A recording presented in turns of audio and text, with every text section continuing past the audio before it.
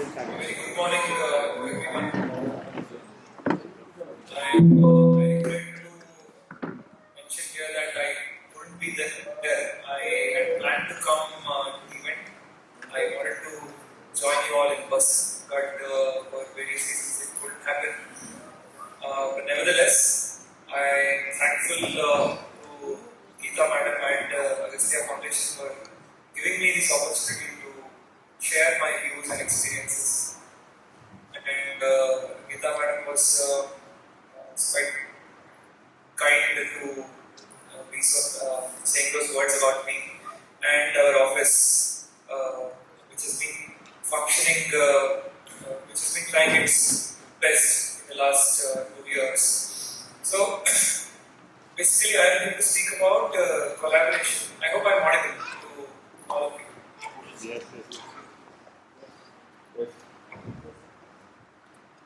Yes. I presume I am audible to all of the Yes, sir. You are audible, sir. Thank you. So, basically, 2024 January, we thought of doing this Knowledge Partners Conference. So that was the first time we did one such conference, wherein we invited all the knowledge partners, basically NGOs that are working actively in the field of education in Kalyan, that is Gulbarga division. Gulbarga division spans from either to Ballari, as most of you may know, and somewhere around 24 knowledge partners participated. Most of them had their active footprint in the division, second education, wherein a lot of views and experiences were shared.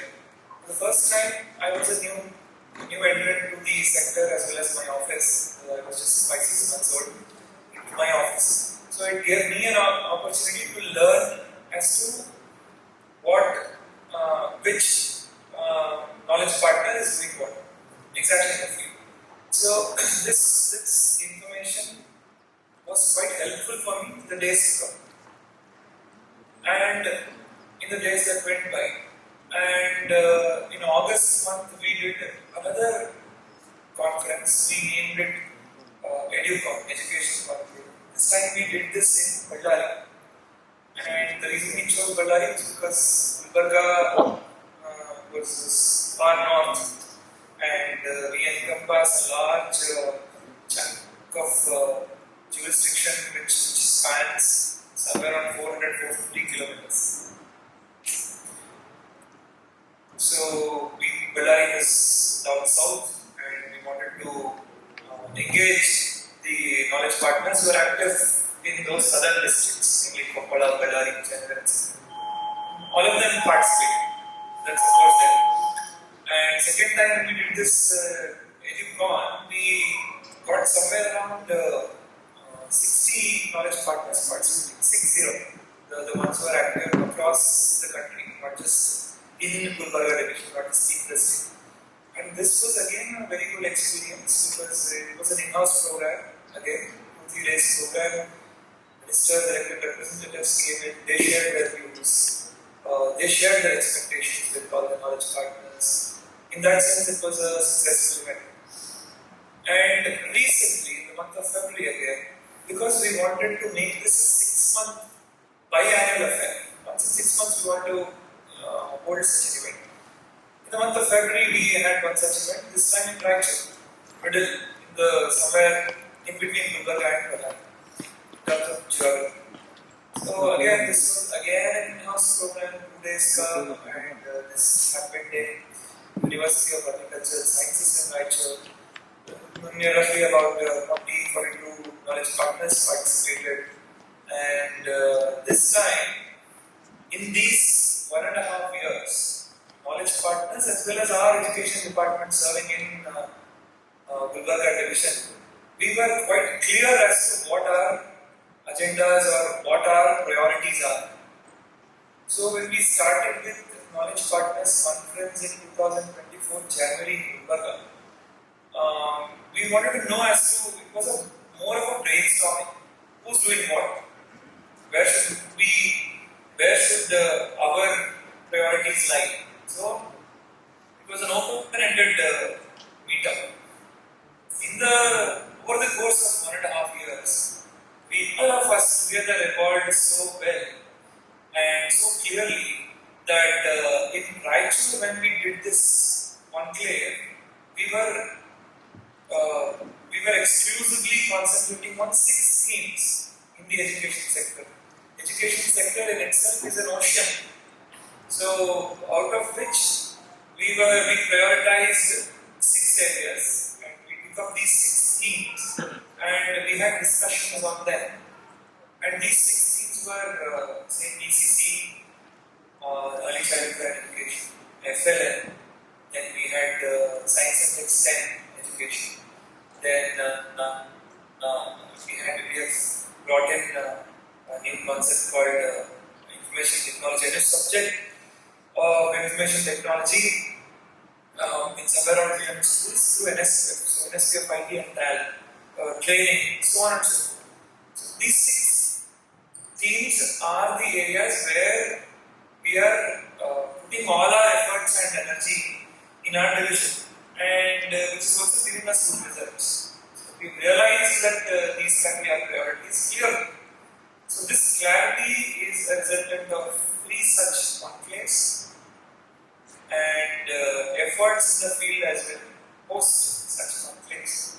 As Geeta Madam was mentioning that we concentrate on documenting what we are doing also. So this documentation also has come out.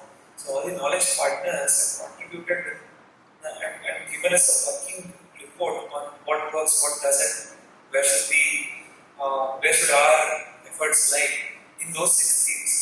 So it was a culmination of the efforts of both education department as well as knowledge partners is what I want to say. And I would want to just conclude by saying in today's era, in today's world, I would say if government stands on the idea and concept of retailing and having monopoly over the sector of education, it will be foolish. Any entity, whether it is private or government, reaching monopoly would be good.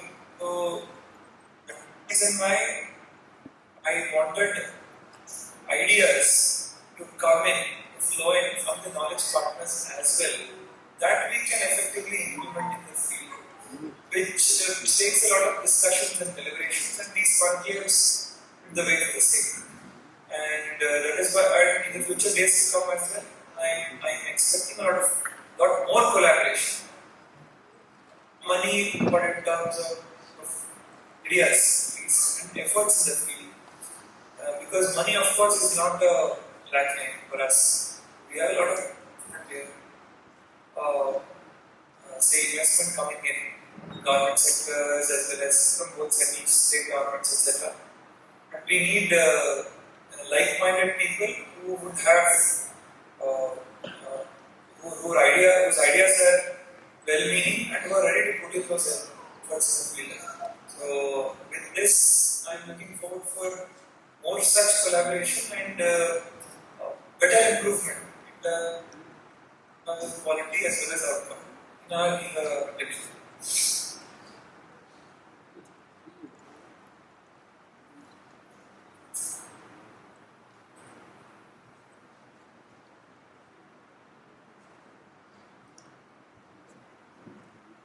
Thank you, sir. So now it's open for the Q&A session.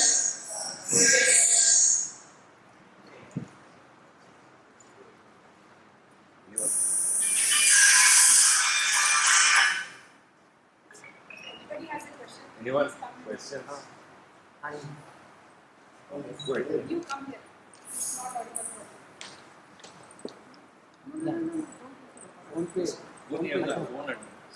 Please come here. Sorry for some technical issues, guys. To straight to hear from you.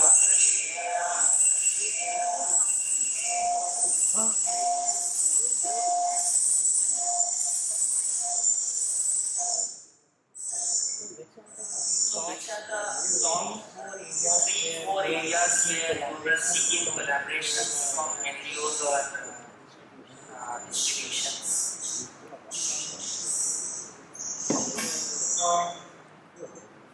Three more areas in the sense, whatever that we have started afresh, that the government or the education sector does not have an institutional memory or experience that we carry, are the areas where we need some collaboration.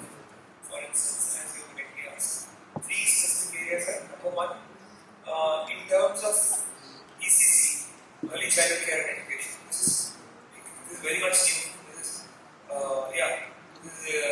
new for us. In 2024, we took up an ambitious project of starting 1,000 ECC, LKG and UKG classes in 1,000 schools, 1,000 government schools. So this was a jump from 65 to 1,000, 1,065. So with this jump, we had roughly 3,880. Roughly, we had 3,886 students studying, availing formal preschool education in our government schools, which suddenly jumped to 42,000 in 2024-25. So we hired a lot of guest teachers, we had a lot of staff as well. We trained them. We managed to pull it off really well. At the same time, all these students who are availing Anganwadi benefit as such are shifting to preschool, that is LKG and UKG, the nurseries, in our government schools. So as they are shifting more and more towards our schools, our capacity should also improve and increase. So that is one area. And number two is, we have ambitiously chosen to replace third language with information technology in high school. Probably this is the first of its kind in India. And probably we have the highest number of such schools that have been started or notified in India, I would say. Because one of the 6 subjects shall be information technology or computer science in our high school curriculum for our high students. So in their 10th grade marks card, they will, instead of a third language, will have information technology or computer science marks. So this is benefiting somewhere around 10,000, 20,000 students annually in our division. This is by far the first of its kind in India. So given this NSQF ID, this is a vocational program, and information technology is a subject. We have introduced information technology as a subject, as a core subject to our high school students. And we are of course hiring teachers and trainers. We are planning for upscaling and upgrading our infrastructure, also computer labs, etc. We may need some handholding and guidance. So last year was the first year. This year all these students are entering from 9th standard to 10th standard. And next year by this time, somewhere around 10,000 students would have passed out with computer science as their subject, one of the core subjects. This is unlike the computer labs that are there in every high school. This is unlike the one special class for high school students in the name of computer science. This is a core subject. They'll have 5 periods every week. They'll have tests, exams, just like any other subject. So computer science is being made an integral part of their curriculum from high school. And the third area that I feel we need some handholding are bilingual students. Bilingual in the sense, we are converting most of our Kannada medium schools into bilingual, wherein the student learns in both the native local language as well as English. So this is an exposure strategy. I mean, it's a strategy to expose our students to English right from the early ages, instead of them finding it hard and tough later in their age. So school going age to catch up with English. Whatever that is scientifically available is what we are looking at. So these three things are, I would say, are key areas where we need some collaboration, some handwork. These are three areas.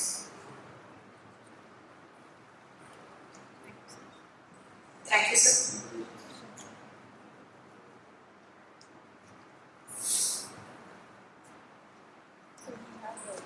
So we have our CEO, Sir Sai Saitan, so he has our Yes. Find your mobile.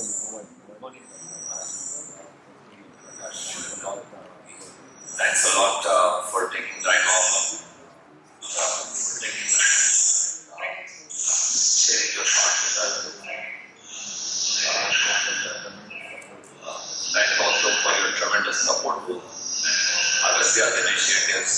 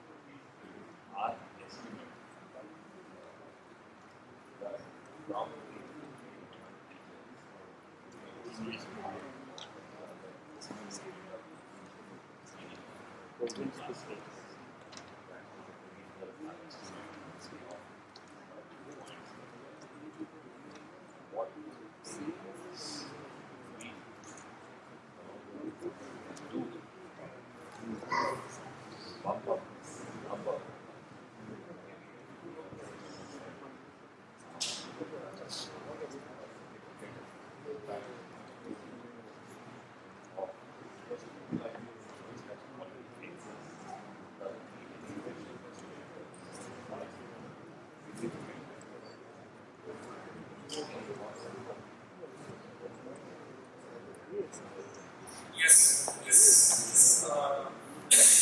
So basically, I'll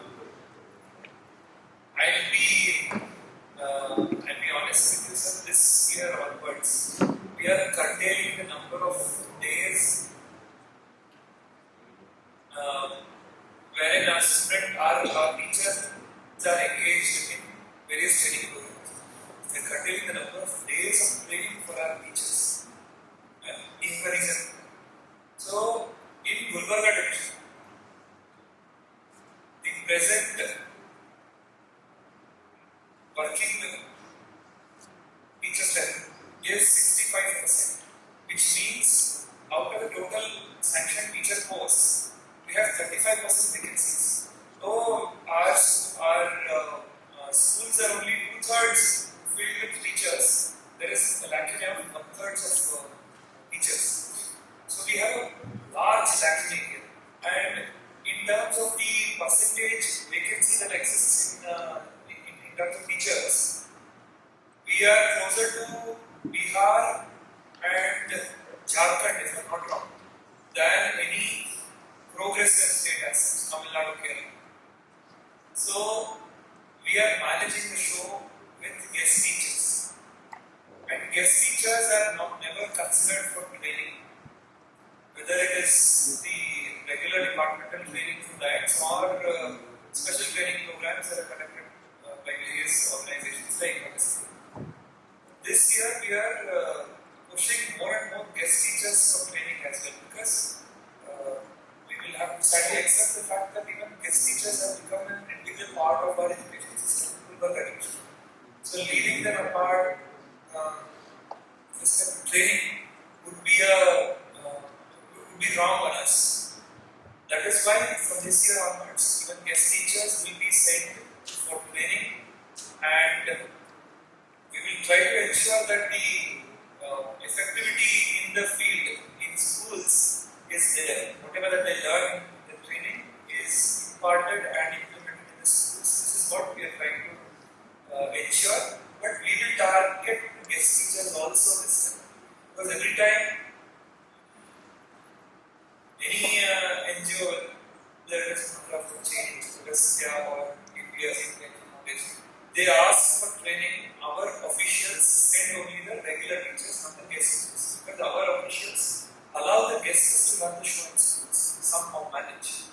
This will not work this time. We will have a lot of teachers coming in, whether they are regular teachers or guest teachers. We will have a lot of teachers coming in training this year. And by far we will try to be as effective in the field as possible. Thank you, sir. Thank you. You want questions?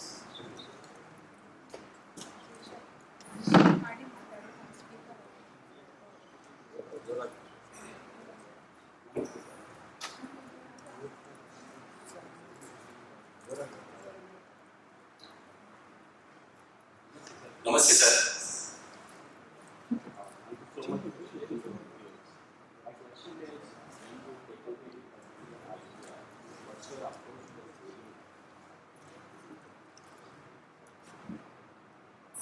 Yeah, so I can explain this one example basically. So when we take up, let's say NSC of IT, when we thought of introducing computer science subject in high schools, the first step that we do is first assess and analyze as to what is the existing capacity. So when we assess that, we have 1,228 high schools in our division. In how many such high schools do we have a proper functioning computer lab? We found out that Gulbarga division, being a backward division in terms of all indicators, gets a lot of funds to upscale its infrastructure. And this has specifically come in terms of IT infrastructure, setting up of smart labs, smart classes, computer labs, etc. So we found out that we already have sufficient enough schools with functional computer labs, with at least 10 functional computers. So this was the first analysis. We have the infrastructure. And number two, do we have the requisite number of teachers who are skilled enough to teach this subject? We will have to, of course, take up, say, experts or trainers, especially for this. But what is the available capacity? The available capacity of existing teachers. So we had a lot of high school teachers, science and mathematics, were also trained in computer science under this program called TAL, Technology Assisted Learning Program.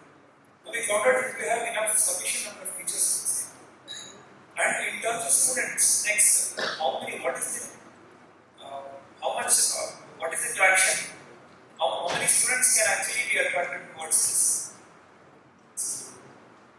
When we saw, we found out that we have somewhere around more than 500 schools, where the high school in itself is more than 100.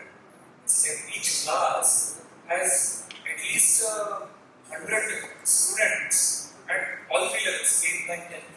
So when we have 100 plus students in 8th, 9th, 10th, can't we afford to have at least say 30 to 40 students who are willing to take up computer science? We definitely have. So that is the assessment that we do. And after which, what is the scope and how are we faring when compared to other divisions? When I compared how many students are taking up computer science as a subject in 11th and 12th, PUC, I found out that in Bangalore division, we have a total of 1,41 students, 1,79,000 students who have taken up computer science as a subject in 11th and 12th. And comparing it with Mysore division, somewhere around 59,000, Belgaum division, somewhere around 42,000. But in our division, in government schools, we had only 2,336 students taking up. Where is 2,336 when compared to Bangalore division's 1,79,000 students? Which means that we are encouraging our students to drop out from high school or not clear 10th class and become manual laborers and become casual laborers in Bangalore working in constructions. and we expect and we are encouraging students from Bangalore division to become software engineers and try the IT sector. So this is a disservice that we are doing. When even the private schools are added, my division had somewhere around not more than 35,000 students in 11th and 12th were availing computer science as one of their subject. So 35,000 comparing with 1,80,000 is 1:5 or 1:6 at the least. So this was a disservice. We wanted to break this gap. We wanted to ensure that this vacuum is filled, and that is why, in order to scale up, we could have started in 30 schools to begin with. But again, what is the disservice that the other schools and the other students have done? So, what is the maximum that we can reach? 1/4 of the total number of high schools in terms of funds also that we were getting. What is where, till what extent can we stretch? This was the extent to which we have stretched, and this attracts a lot of opposition and strife from third language subject. I'm not an anti-Hindi person, but they would have already studied basic Hindi, reading and writing in their class 5, 6, 7, 8, and that is more than enough. I don't think South Indians needed for their future. The computer science has been the future for most of us. So that is how we could convince them also. And scaling it up was a tough task, but thankfully I had the support and guidance from my senior and superior also. Kumar Singh sir, who was the principal secretary down there. Presently, Rajni Mahesh madam also. They have been extremely supportive of this initiative. That is how to finalize on that figure. That's scaling up. We started from 0, scaled up to 306. We have a total count of 1228. That is how we calculate.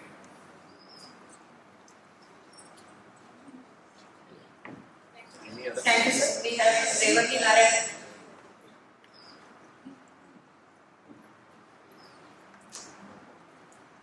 Hello, Mr. Akash. My name is Revati Narayan. Can you hear me? Yeah. So I went out with capacity building of instructors and other Agastya staff.